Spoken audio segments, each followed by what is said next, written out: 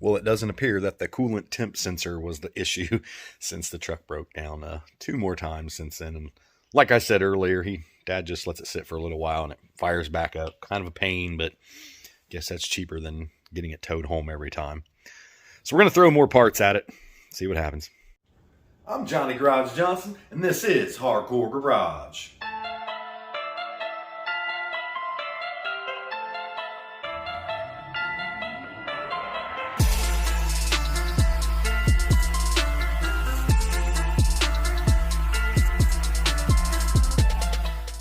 Well, we screwed around with this thing enough. I think it's time to really dig in and change some more parts since I can't figure out what is wrong with it. But one thing positive that I did discover after pulling the distributor cap off is I haven't changed the ICM on this. I thought I did, so I'm going to start there, honestly. And it doesn't look very good. I'm going to turn. You can see how dirty that distributor is in there. And that ICM definitely hasn't been changed. So I'm going to start there. And a couple people have said change out the entire distributor. And I had never had a bad distributor on a car, so I wouldn't even consider that. But that doesn't look too promising. I'm not sure if that's rust or what it is. And since I'm not a mechanic, here's my little trick. I number these 1, 2, 3, 4, 5, 6. I should probably have used Roman numerals, would have made less marks, but those don't look really super intrusive. And then on my new distributor cap here, I just mark it on the tops. That way that part will be hidden when it goes back in there. That'll give me a little more confidence that I can get that thing out of the way and possibly get it all back together and still run again. Lots of white corrosion in there. I'm sure that's not good. So we're definitely switching the... And with that out of the way, you can see your ICM screws a little better. Yeah, I don't have no light on this camera here. Let's turn the light on and get back in here so we can see. There's the other bolt right there. Screw, bolt, whatever you want to call it. And I done unplugged the 2 plugs off of it there, but man, that does look crusty. I'll have to hit that with a vacuum once I get that out of there. Once you've got the 2, I believe it was 7/30 seconds is what I use. You slide this thing around. It's kind of a tough fit, but it slides back around from here. And then we got one little clip there left to take off. That's the bottom of it. Doesn't look nearly as bad as the top does, huh? But I'll use a flat blade screwdriver, stick it in that little hole right there to pop that clip. And I flexed it a little too hard with the screwdriver and broke the clip. Hopefully it stays on there without that lock. Probably some pieces in places that shouldn't be either. I'm going to vacuum this crap now to see if any of this stuff, looseness, comes out of here. That looks bad.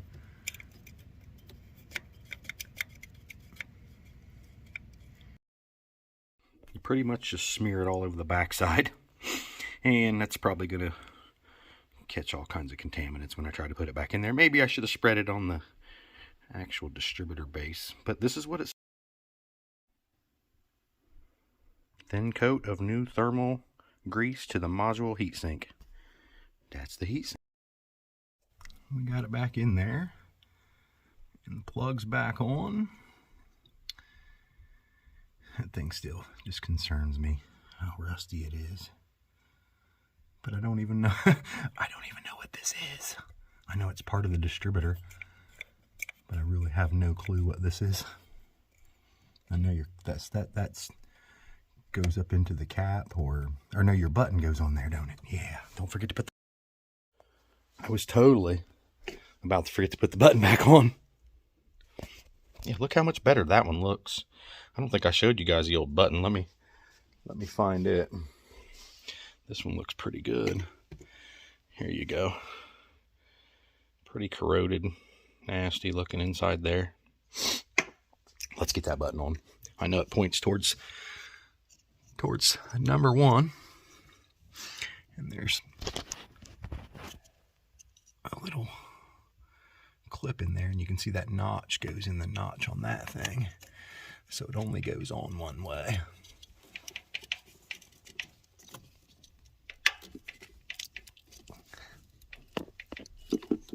I think that's right.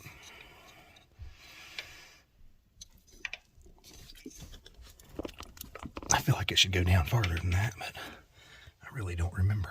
I guess I could slap the other one on there and see, huh? I know it didn't come off very easy.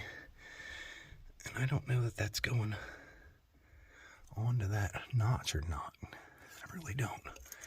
It seems like it should go down all the way.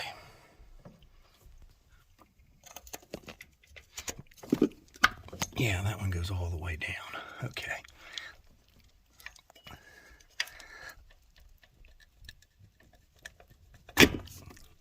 Very, very tightly. Very tightly. Very tightly.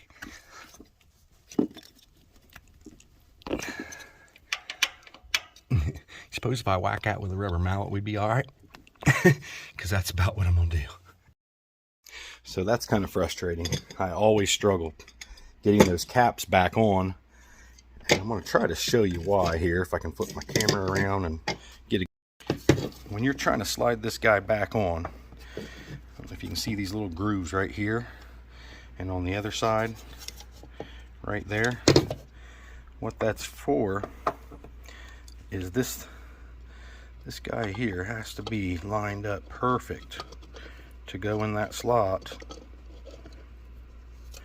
like that. And it is a pain in the butt to try to do that from outside the vehicle. So you'll get it on and one screw will line up, one screw won't. I always try to do the back screw, and then all of a sudden, you know, 2 or 3 tries and this thing just pops right back in the exact spot. Actually, that's about like after a 30-minute struggle. To all the mechanics out there, you guys got my utmost respect for being able to do this kind of stuff and not get totally frustrated and just burn the whole place down. Distributor's back on, all the wires are back on. I do have another set of wires if I decide that that might be the issue, but I can't for the life of me think that a bad plug wire would make the thing die after a while and you have to sit and then it starts back up and it's fine again. It would seem like it would run crappily all the time. So there. We are all back together and ready to pull her out. And isn't that always the best part of not being a mechanic? Just going out there and trying to break down to see how good you did. No. Should have took mechanics in vocational school. My little stuff. In all reality, the ultimate test is just whether or not it fires back up or not. It might.